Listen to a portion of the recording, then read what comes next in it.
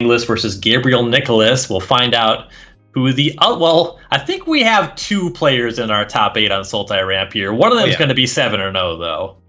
Yeah, it's going to have, that means 3 different Sultai Ramp decks are going to be in our top 8 at least.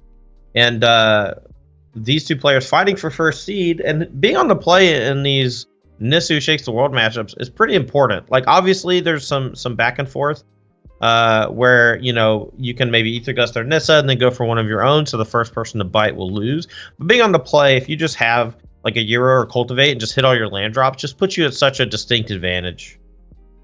Yeah, first one to Nissa, definitely a big deal. In the sideboard games, this is a card we've seen be very impactful. Narset Parter of Veils, already online for Nicholas. That's going to blunt most of the impact of this Hydroid Crisis. Yeah, the Nissa will likely die next turn, but not before Nisu Shakes the World comes down with Negate backup. And honestly, if the only follow-up next turn is just another like 3/3 Hydroid Crisis, Thought Distortion is going to just like, I guess never mind. It's not that good. I thought it was better. Yeah, a handful of lands and creatures. The Distortion not at its best here. I'm so used to that card just ending my life. Right. Yeah. Usually you see it as a card, and if it's sideboarded in, it's usually deeply impactful in a large sampling of games. Here, it actually has no text for 6 mana. I mean, it's also sure. Yeah. Yeah, take away some of Uro's food. That is the best thing a lot of cards do. There is Thought Distortion. Inglis knew about this. Now Nicholas gets to see that all it is exiling Uro food, but knows about 2 lands and 2 Crisis. Yeah, but because they had like 3 or 4 force in play, the Thought Distortion was actually pretty cheap. Nissa can also just untap another land, a slam for 6, and then they can just like keep playing Euros to continue ramping. They could play something like Tamio Collector of Tales to just keep the pressure up from different angles. I quite like doing that. Yeah, I mean, Nissa just keeps waking up lands. It's got plenty of loyalty. Inglis is already at 10. Like you mentioned, great spread of follow-ups here. There's a land in the graveyard. Tamio could come down, minus on the land, play it, and then do the Euro. But it might be better to Euro first, try to gamble and hit a land to cast Tamio if they hit a forest.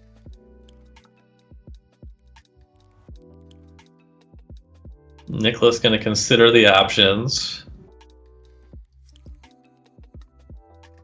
Here's Tamio.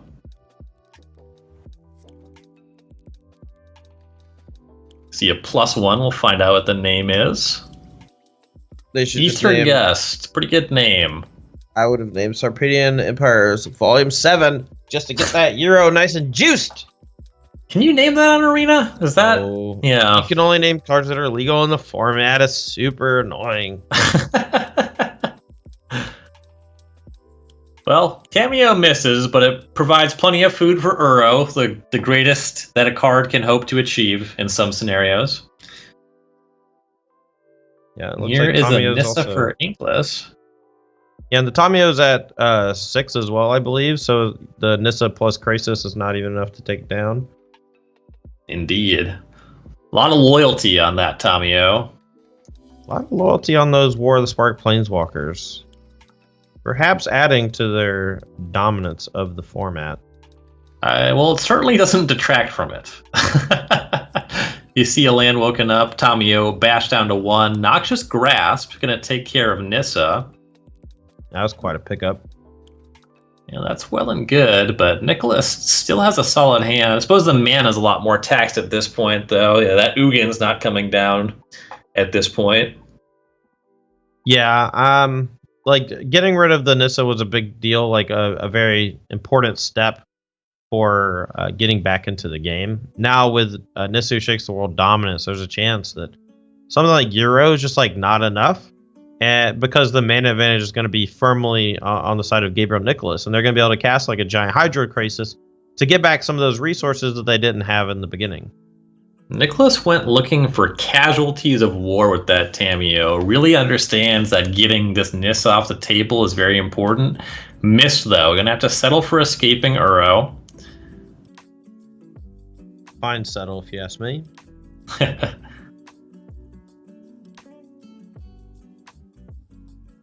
Both lands are coming at Nissa. I imagine you're going to see a land-on-land trade here. Nissa falls to 3. But now Inglis gets to untap. Looks 3 forests. There's a Triumph off the top. But, you have a land you can untap. So you have 8. Nissa can make that 10 mana. You could go for an 8/8 Krasis. You could also make a 6/6 and then attack.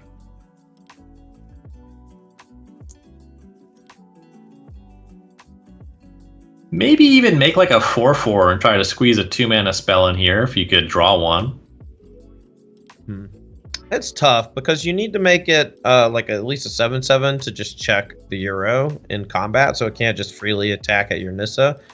But at the same time, like being able to find things to do for the rest of your turn is somewhat important. I like the settling on 6. They could have played the forest, I think, and made it a little more. Oh no, they drew the forest off it. Right. They could have untapped with the Nissa before finishing the Krasis and gone for 2 bigger, but chose not to. Yeah, this works out a little bit better given that the untapped land is forest, because now it means that the negates are up with the Triome. Right. Nicholas is going to attack that Nissa with Uro. He's going to draw a Triome. Nicholas puts that on the battlefield, and now we see 6/6 Krasis trade with Uro. Yeah, that trade makes a lot of sense from both sides. I mean, Inglis is just trying to keep the Nissa alive at all costs, but wants to try to keep the battlefield relatively clean. Nicholas is fine trading a Euro for a 6/6 Hydroid Krasis because he can just buy it back. The problem is he's not really gaining any meaningful traction against the Nissa who shakes the world. Even if he's able to rebuy the Euro this turn, it doesn't check the Nissa. And that card is literally the most important thing on the battlefield and will continue to be the most important thing on the battlefield for the next 90 days. Here's an escape of Uro, but yeah, like you mentioned, that Nissa still just hanging out. And Nicholas knows that Inglis is just hanging on to the second Hydroid Krasis with all this Nissa mana. Yeah. The Ether Gust would be a really nice pickup, but these 2 copies in the gate are just going to protect the Nissa quite easily. Here's an attempt to gust the Nissa after draw. Try to put that at the very worst on the top of the opponent's deck. Inglis could negate this. I think they're going to negate for sure. They're trying to figure out if they should tap the Triome or not, because if they tap Watery Grave and Overentomb, they're going to lose a mana in the process. And that might mean that they can't make a Krasis that's like big enough to check the Euro. Or it might mean they don't have enough mana to hold up a future negate. So I think tapping the Triome actually makes a lot of sense. Even though you tap your 3/3 blocker. Yeah, 3/3 just a little bit less important. Nicholas is still at 23, so I like that tap.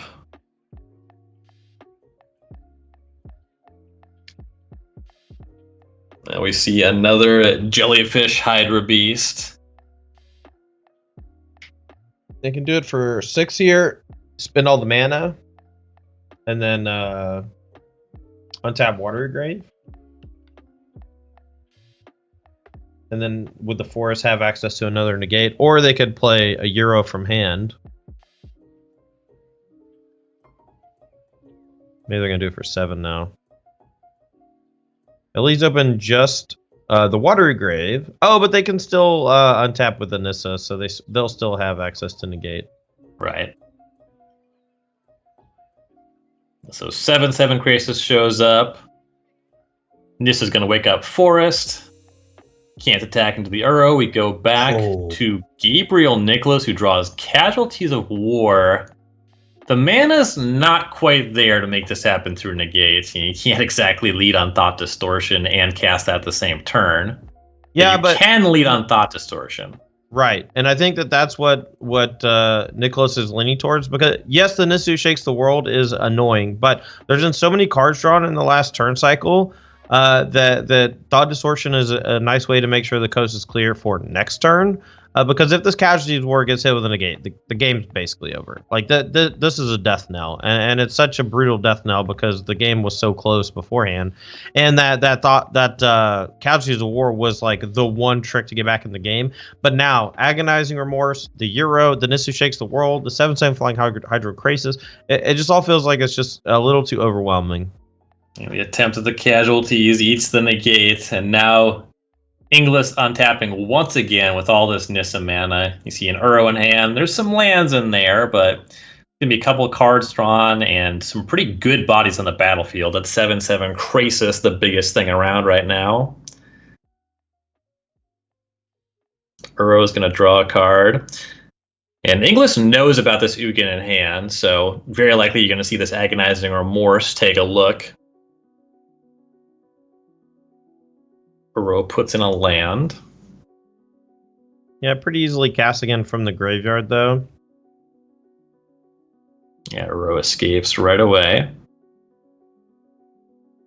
Just the sheer mana advantage you get from the Euro is just so potent.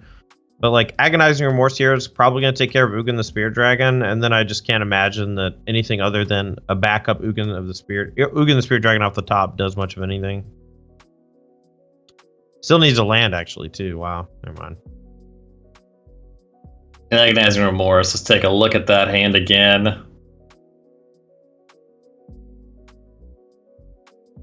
Inglis going to be deliberate about this. Did draw backup Nissa.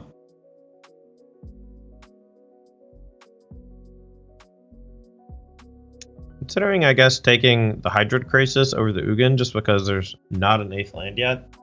But the Ugin the Spear Dragon, I think, is the one way that the board can get mostly cleared. The problem is that Ugin actually doesn't solve the issue of Nissa's land creatures. While she does like wake them up and put 3 counters on them, they are still technically just colorless lands. They don't get turned into green creatures or anything weird.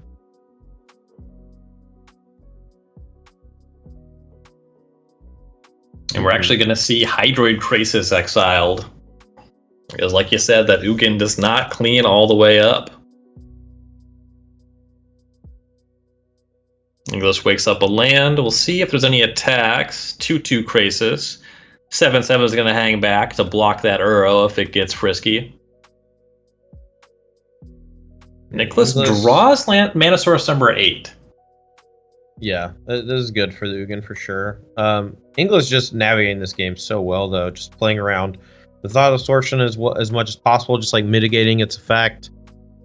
I think the biggest point of this game just came from Nicholas's last turn casting the Casualties of War instead of Thought Distortion.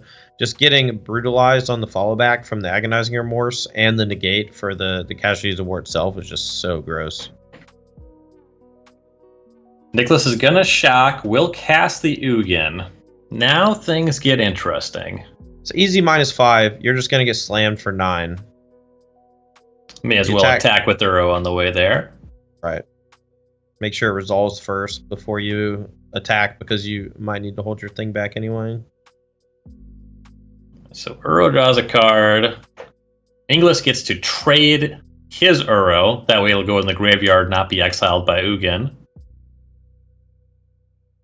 Huh. Maybe that was a mistake, actually. I'm sure that Nicholas wants that Hydrocrisis in the graveyard, or exiled instead of in the graveyard, and he already has 1 Euro in hand, in graveyard, and 2 more in hand, so it wasn't even that big of a save of his own thing, you know. So Ugin goes off for X equals 5. We go back to Inglis. Here's that backup Nissa. Wake up another land. Gets to punch down Ugin and come across for 9. These are all vigilant, and Nicholas is tapped out, so that's all basically scripted. Nicholas is going to fall to 13. Just lands in Inglis's hand from here, though, so now let's see what Nicholas can do to clean up. Thought Erasure, that's not very helpful. It does make sure the coast is clear. There is that one unknown swamp, but it depends on what he thinks the rest of his turn is going to look like. If it's literally just escape Euro, I don't know. Yeah, Nicholas not shy on mana, so it can be fit in, at least on that front. Mm-hmm.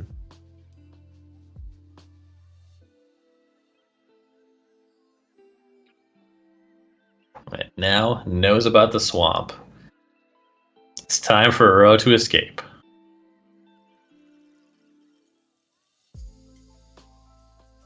Casualties of war off the top. That's not in this turn plan, but that can be a big deal next turn.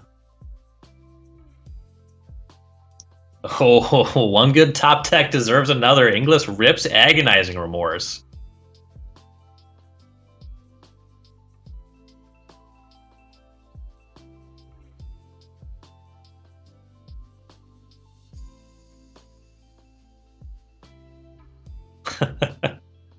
Well, here's the remorse. We'll find out soon enough. Hey, get that Casualties of War out of there. No, thank you. Looks like that's not enough for Uro.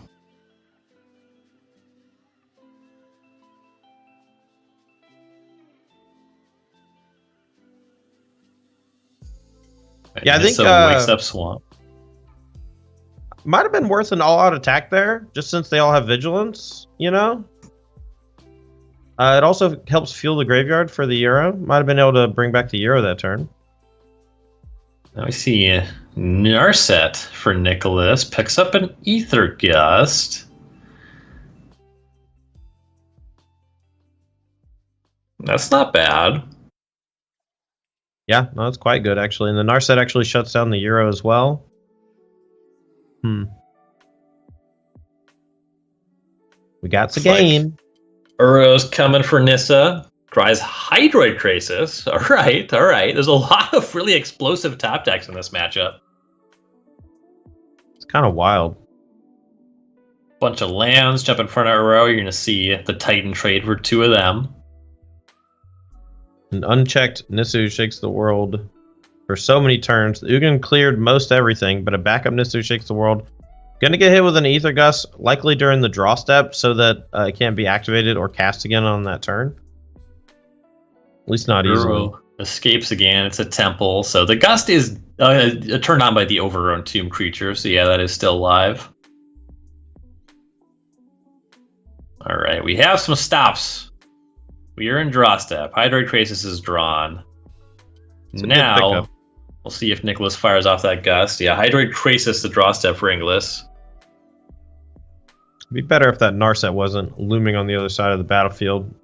Yeah, but the Narset a problem. You can throw your lands at the Narset, though. Yeah, and you basically trade 1 land for the Narset, which I think is an easy trade, right? Like all 3 of these creatures, 2 of these creatures should come at Narset, and then 1 should go to face. And then 1 of them is going to die. No matter what happens, no damage is going to get done. The Narset's going to die. And now Hydroid Crisis can come, or a Uro, depending on what Inglis thinks is the best route to victory here. Well, the mana is just clean with this play. So Uro escapes. That means you have exactly enough mana to cast the Nissa that you know is there. And then the goal is that next turn you have Nissa mana when you do fire off the Crisis. Nice. No, I like this sequence. Also, key was exiling the sorceries from the graveyard so that a future Thought Distortion doesn't eat up any Uro food. Yeah, that is very nice. That's clean. Ooh. Nissa off the top for Nicholas. Nicholas is going to start with an Uro attack, right? There's just so much mana and so many cards flowing. Yeah. Uro's trade. Yeah, the Uro's trading over and over and over again just means that both players have almost infinite resources, and it just comes down to like who can spend the most mana in the shortest time frame. Like obviously there are some game breakers. Like Ugin the Sphere Dragon was just like ridiculous. Like it was just one of the only cards that could help him get out of it, which is why that I thought that the Agonizing Remorse should just take it, because they were at such a distinct advantage, and I wasn't that afraid of like a big Crisis, you know. But here we're just seeing like the long game play out where you let the Ugin clean up, and you know, both players now have Nissa, and we'll see who comes out on top. Nissa cast post-combat. You see a lot of post-combat Nissas in this mirror. Now you see a 6/6 Hydroid Crisis. And a negate picked up. That's not anything against Inglis's Crisis, but that could come into play in this match. and a library count before we get busy with the Crisis. You got to be mindful of that. Looks like 30 cards left for Inglis. Definitely can't draw that many, but this game could be moving in that direction. I mean, I think I would draw as many cards here as I could. The problem is that no matter what, you don't want to draw too many cards because the thought distortion is still on the other side of the table. And so, like, if you just tap out and draw as many cards as possible, a thought distortion comes on the follow-up and just takes all of the relevant cards, you know? Maybe a 10-10 Crisis, a draw 5. Whoa. That is a Legion's End. Legion's End and Ether Gust. I like a Jabay here. I like going Ether Gust first on the Nissa to see if the Negate gets fired off. Once it does, then you go Legion's End on the Crisis, untap a land, and just slam everything at the Nissa to actually kill it. Hey, that all sounds good to me. Rope is burning for Inglis. We'll see how he feels about it. Yeah, he's got 2 time banks, though. I think the real factor here is just going to be his chess clocks under 5 minutes now. And this game doesn't feel like it's super close ending. Both players well over 20 life with a lot of cards in hand. Clock's ticking. We're doing library counts. Magic as Garfield intended. You know that's the fun stuff. That's the good parts of Magic. Oh, I'm very interested in cards and library matchups. I had quite a few of those moments when I was playing Jeskai Black. I'm like, all right, I have 26 cards left. I'm gonna cast this Dig Through Time. It's gonna give me like a 1 in 3 chance or whatever of finding my Dragon Master Outcast that I need to use to generate 3 dragons at least to be able to win within the time period. Now, I probably like cantrips more than is good for me, so I'm usually disadvantaged in library count matters matchups, but I have an appreciation for them nonetheless. All right, heads up play here from Inglis. He's going to untap a land. He's going to attack with 3 of his lands at Nissa Shakes the World. Before blocks, he casts Ether Gust off the Breeding Pool that taps for 2 mana. That's going to leave him still with 3 attackers going at the Nissa with only 1 blocker from the opponent's side of things. So we're going to maintain Nissa Shakes the World advantage. The Crisis can get rebought if he wants it to, but that just is going to put him behind on mana. And right now, mana seems to be the only thing that matters. Definitely a very important part of these matchups. You see Crisis does go to the top.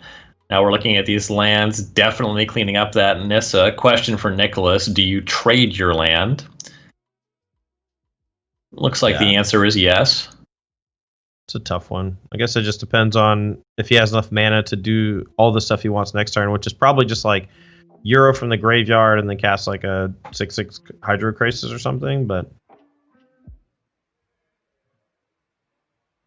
yeah, Crisis drawn, that was the plan. Gonna use Thought Distortion. We get the Nissa out of hand, see a Triome and a Swamp otherwise. I imagine you escape Burrow if that's where you started. There it is.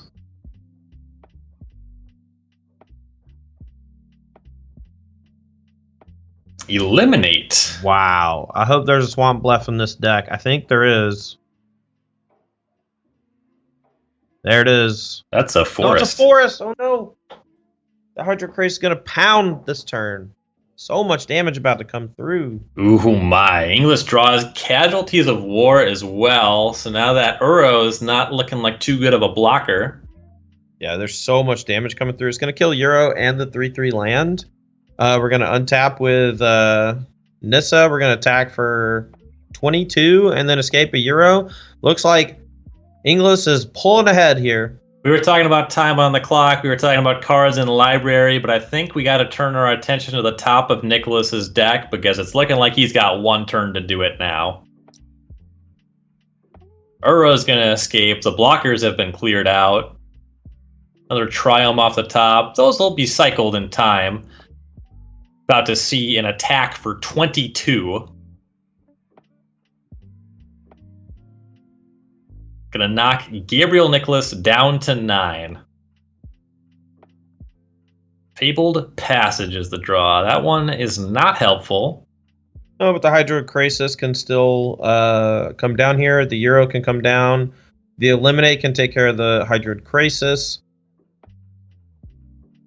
Eliminate on Crisis. Now you gotta draw some cards. The Euro is not enough by itself, but Euro plus 1 from hand or the Hydroid Crisis is enough to technically survive given everything that's currently on the battlefield. You see an escape. Inglis cycled a Triome in response. A gust there would have been really nice. Looks like Uro is in, though. Just finds a land. Nicholas goes up to 12. But that's not enough. I think Crisis as a 4/4 flyer that draws 2 cards, goes to 14. Technically enough to survive for 1 turn. Here is 4/4 Crisis. A land and a Teferi are drawn. Inglis is going to cycle at other Triome. Thought Erasure, that's whatever. Probably going to see pre-combat Uro. There it is. Inglis wants to move a little bit quickly. 2.5 minutes to go. Casualties of War. That's going to do it. That removes a blocker. You just wake up a land, and then we're going to see David Inglis advance to 7-0. Going to be the 1 seed in our second championship qualifier here on Season 2 of the SCG Tour Online. And there's the concession. Gabriel Nicholas, though, 6-1. We